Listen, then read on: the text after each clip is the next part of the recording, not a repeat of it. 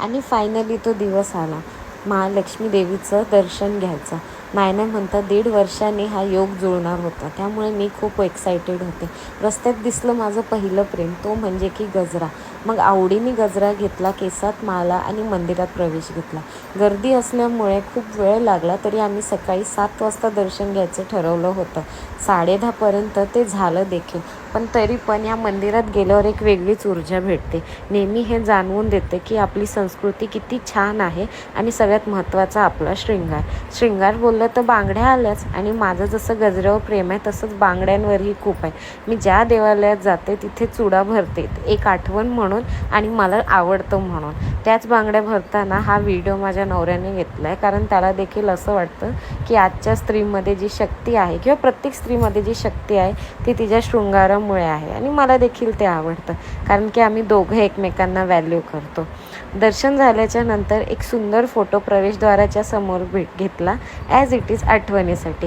इथलं बांधकाम वगैरे सगळं डोळ्यात भरून घेतलं आणि पुन्हा आमची गाडी निघाली, ती म्हणजे की दुसऱ्या स्वारीकडे, म्हणजेच बाळूमामांकडे जाण्याचा हा माझा पहिला योग होता.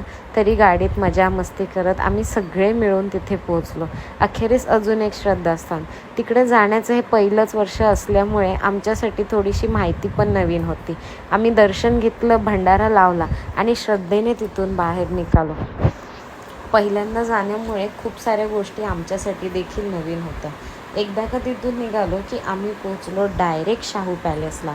शाहू पॅलेसबद्दल सांगेल तितकं कमी आहे. अजूनही तिकडे तेवढीच दळवळ असते, तितक्याच लोकांची गर्दी असते आणि तेवढाच इतिहास दडलेला आहे, जो नेहमी जाईल तेवढा नव्याने उलगडत जातो. मी इतक्या वेळा इकडे गेली आहे, तरी काही ना काही नेहमी मला नवीन काहीतरी इथे जाणून घ्यायला भेटतं.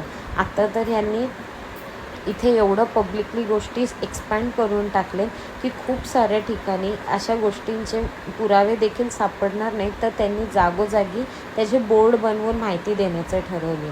ह्या प्राण्यांना फक्त आम्ही आमच्या पिल्लूंसाठी बघत होतो, कारण की तिच्यासाठी हा खूप नवीन एक्सपिरियन्स होता.